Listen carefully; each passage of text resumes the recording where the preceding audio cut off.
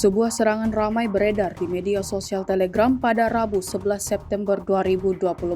Dalam rekaman tersebut menunjukkan detik-detik menegangkan saat konvoi kendaraan militer Rusia melakukan serangan terhadap posisi Angkatan Bersenjata Ukraina. Di arah ini, serangan dilakukan oleh Pasukan Terjun Payung dari Resimen Parasut ke-51 dengan peralatan dalam jumlah besar ke arah posisi Ukraina. Serangan dimulai dari utara dan pasukan Ukraina dengan cepat mencapai selatan desa.